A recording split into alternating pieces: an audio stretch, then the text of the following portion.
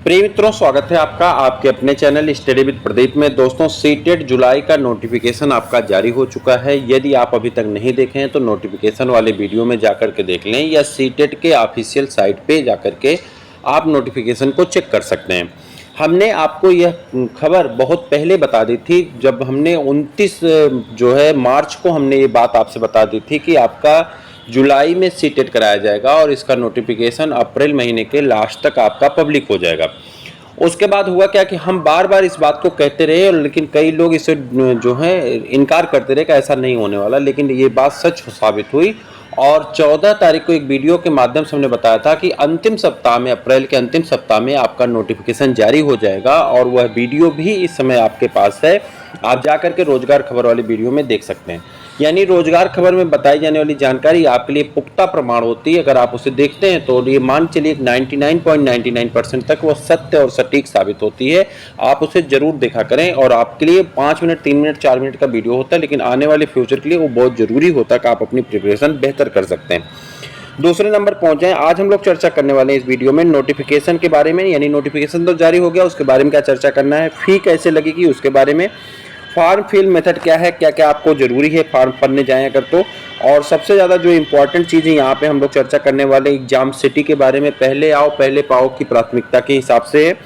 उसके बाद exam date क्या हो सकती है, कब से पेपर हो सकता है, इसके बारे में चर्चा करेंगे। और साथ में चर्चा करेंगे बेस्ट बुक कौन कौन सी होनी चाहिए जिससे आप पढ़ करके अपना स्कोर बेहतर कर सकते हैं। मिनिमम 120 से लेकर के आप 150 तक जा सकते हैं।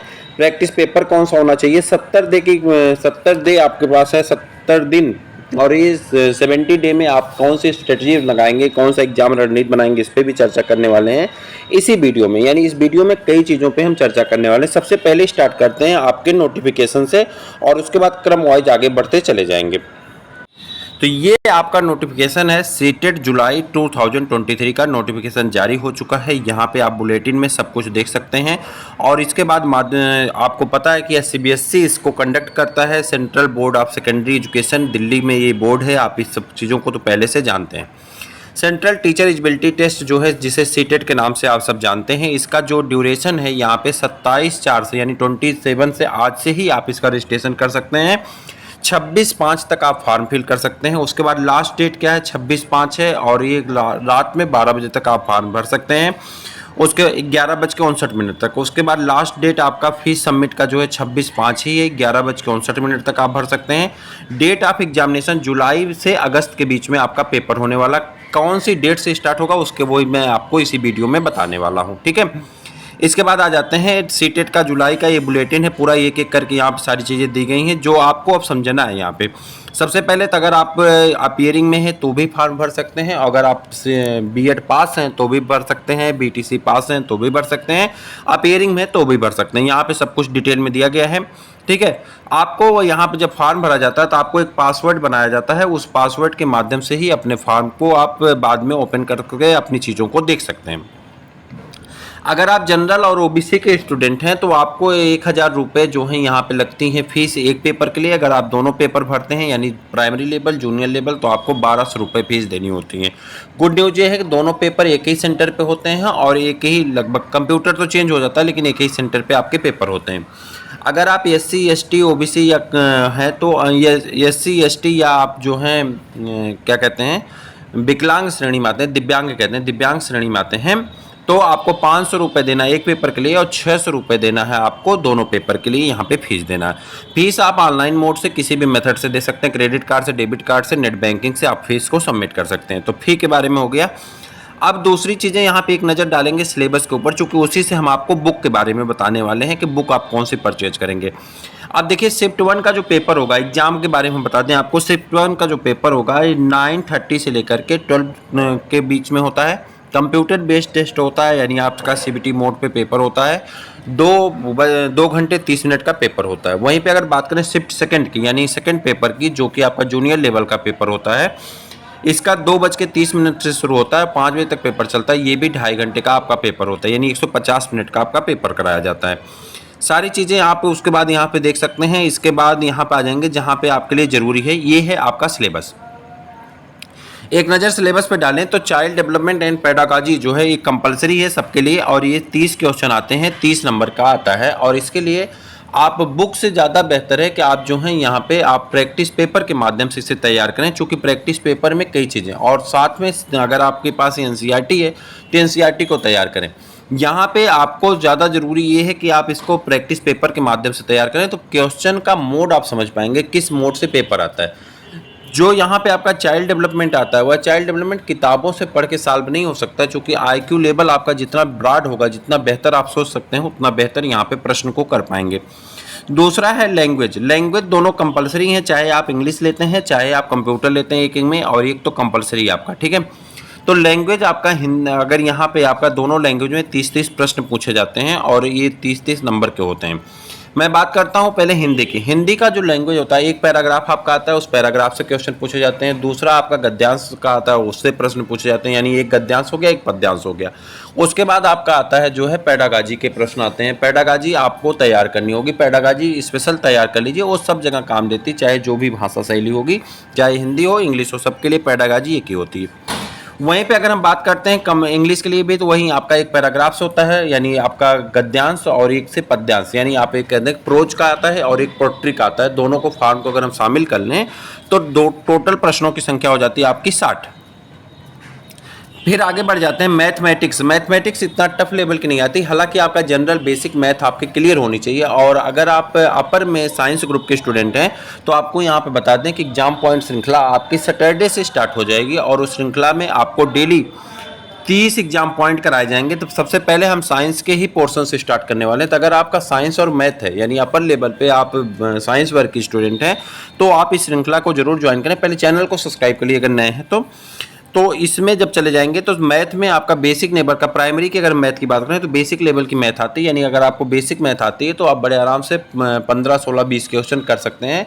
अगर नहीं आती तो आपको थोड़ा सा परिश्रम करने की आवश्यकता है। स्ट्रेटजी क्या होनी चाहिए वो भी मैं आपको बता रहा हूँ।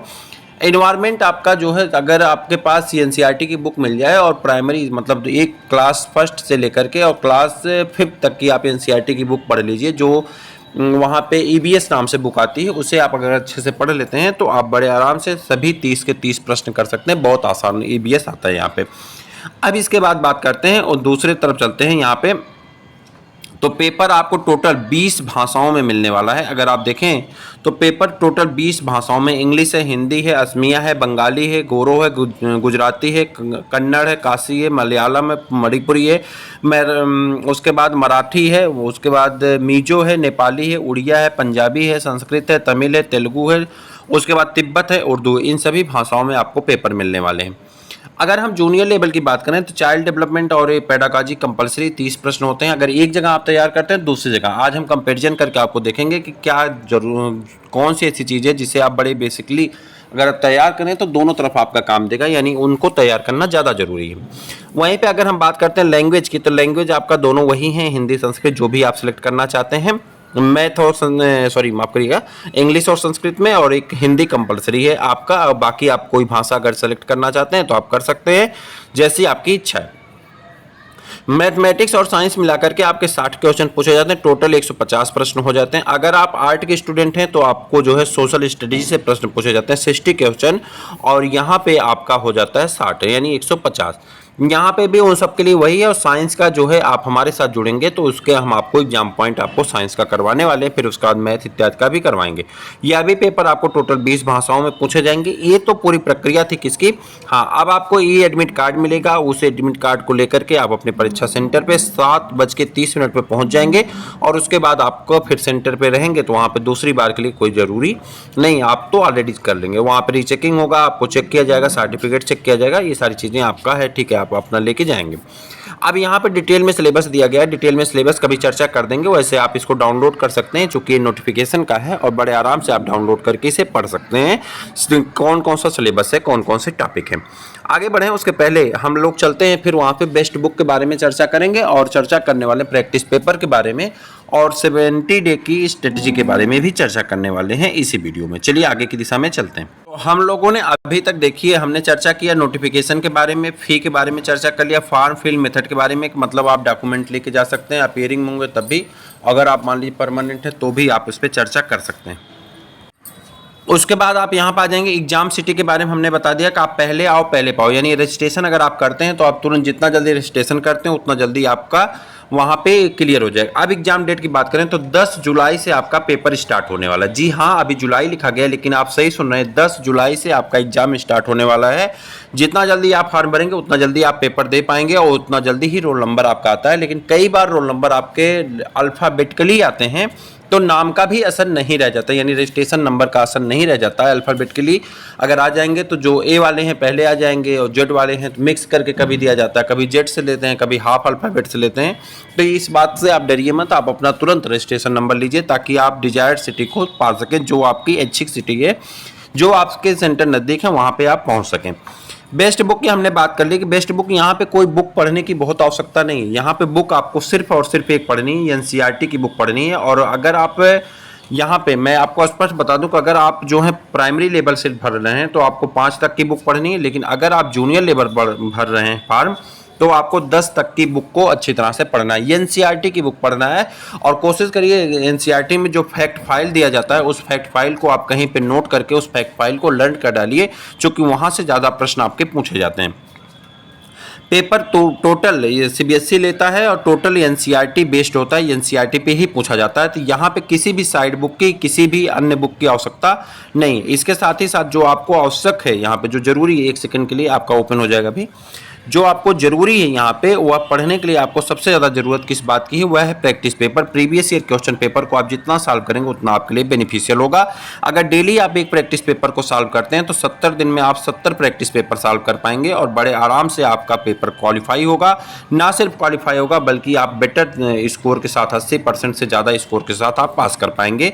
तो ये एक बड़ी स्ट्रेटजी है। एक बुक है यहाँ पे, ये देखिए यूथ कंपटीशन की बुक है। अगर आप इसे देखें एनसीईटी पर आधारित है। टोटल 23 प्रैक्टिस सेट यहाँ पे दिए गए हैं और ये जो है साइंस और इसका है, यानी वॉल्यूम फर्स्ट है साइंस का है और जूनियर लेवल का है। इसका वॉल्यूम सेकंड जो आता है, जो आपके ऑनलाइन सब पेपर कराए गए उसका है।